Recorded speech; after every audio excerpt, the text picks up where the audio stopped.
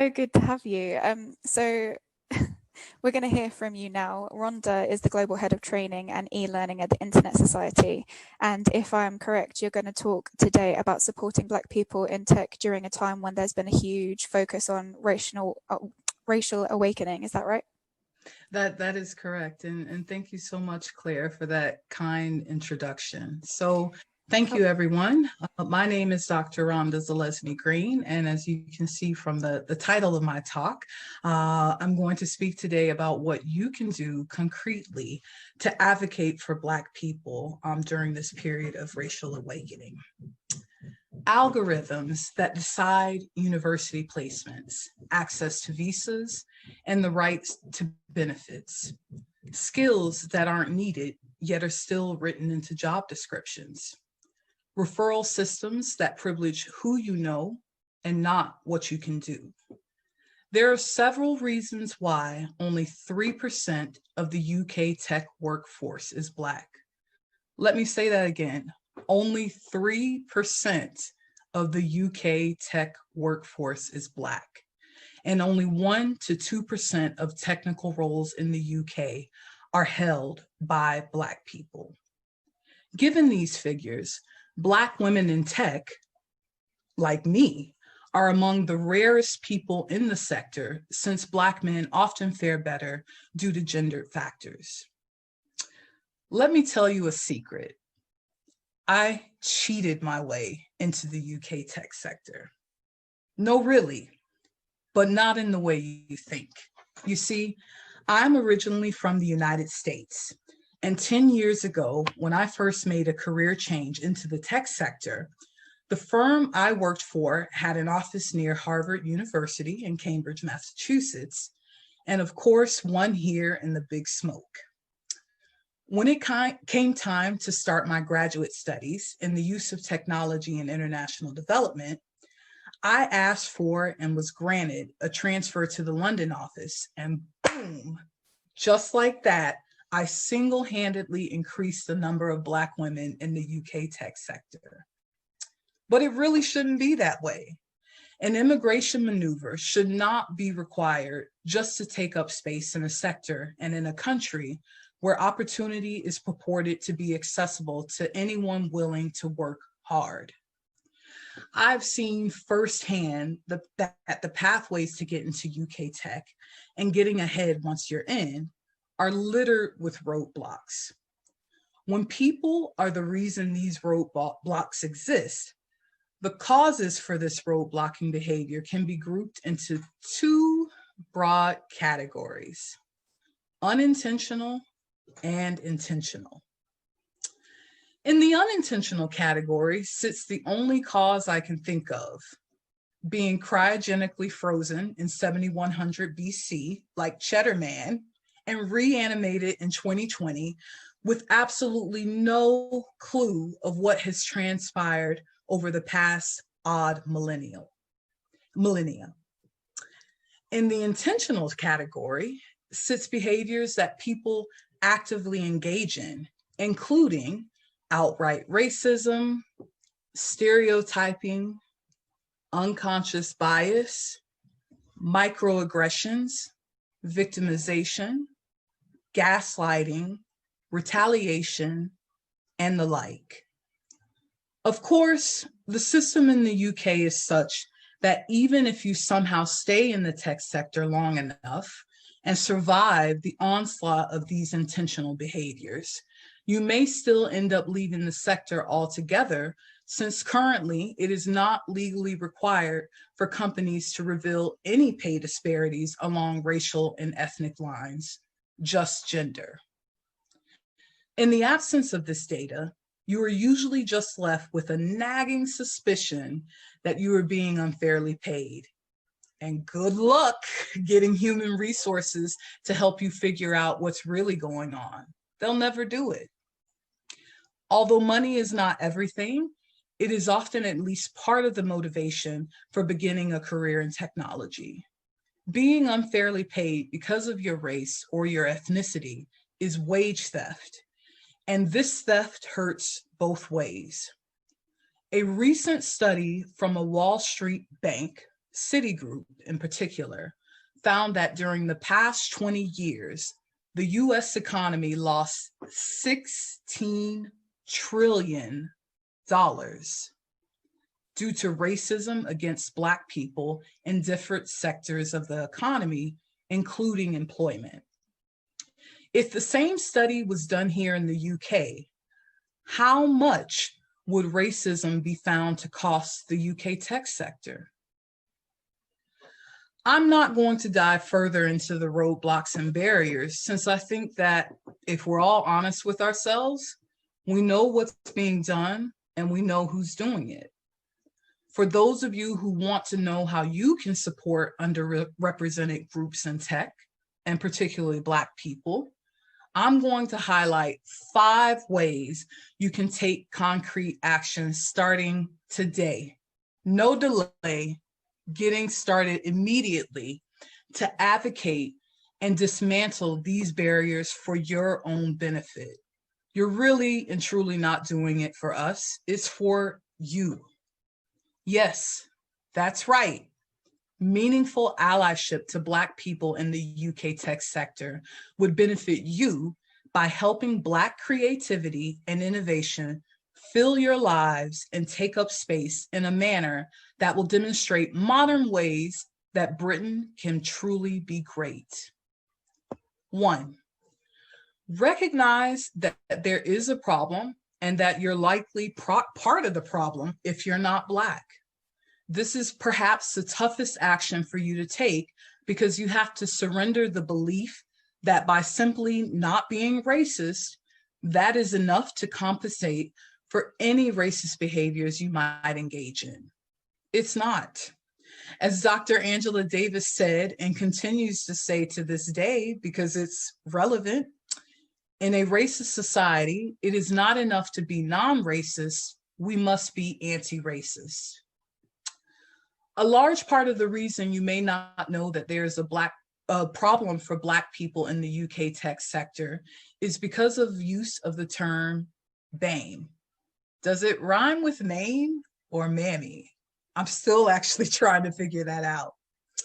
Anyhow, the failure to take time to understand the unique experiences of the B in BAME is a problem. By lumping together every single person that's different to the majority of British society, people are being set up to believe that we all have equitable opportunities to succeed in life, and by extension, in tech, no matter what we look like. This is why I focus on Black people in the UK tech sector in this talk. Diversity is good, but you also have to call a thing a thing. The problem is that many people in this country do not recognize Blackness.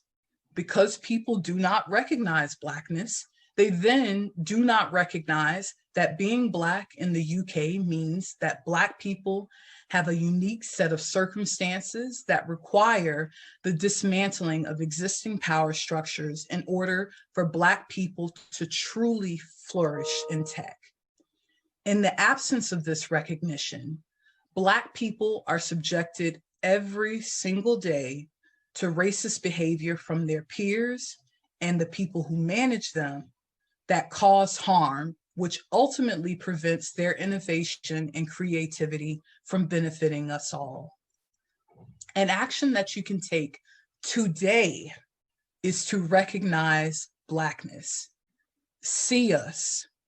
We are here and we're not going anywhere. We will continue to take up space in tech, even when there is not an invitation to sit at the table. 2, after that initial shock of acknowledging the problem wears off, learn more about the ways in which your problematic behavior can be harming the people whose color you may have once said before that you don't even see. At the individual level, the first lesson you can learn about your behavior is that it is extremely harmful to claim that you do not see color. As a 2019 piece from the Every Girl magazine points out, saying you don't see color basically tells Black people you don't see them in their Blackness. The privilege of ignoring Blackness is preferred because it makes you comfortable and often serves as an excuse to refute the fact that you engage in racist behavior. This summer, a Black mommy friend of mine told me about a conversation that she had with a white woman at her son's private school in North London. This white woman also used the phrase with her that she doesn't see color. In this conversation, my friend asked the white mom, "At what age did you come to fear people who look like my son?" The reply, the age of 14. How is this possible when she doesn't see color? To not see color and to not discuss what being a different race or ethnicity means for Black people in the UK is behavior that harms early on and continues throughout life unless one unlearns racist behavior and learns to be anti-racist. Learning the ways that your behavior can be racist is something that you can start today on an individual level.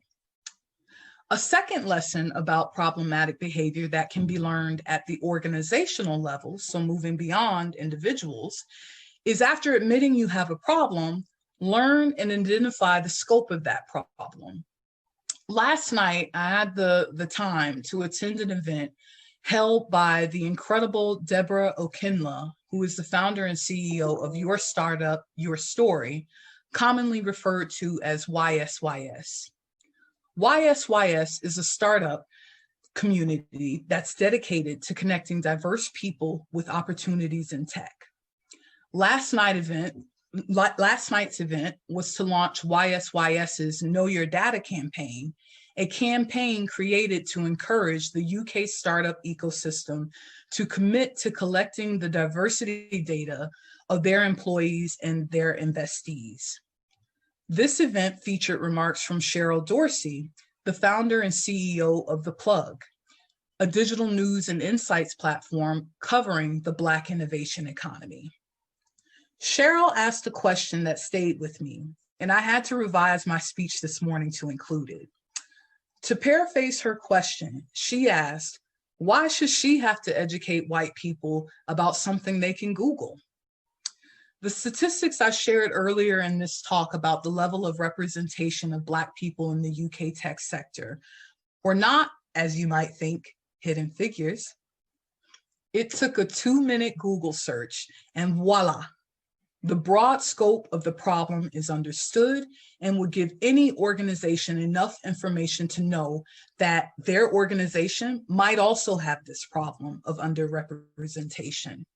You can't address what you don't know without concrete data available. Learn the scope of the problem that your organization has. You can start this today. You don't have to wait on Boris Johnson to tell you to do that. 3, if you seek expert help while on your journey to do better, to become an ally who is a change agent, compensation is a must. After the year we've had in 2020, and when I say we, I mean Black people, processing the toll that lived experiences of racism and being discriminated against has taken several tolls, emotionally, physically, and also financially.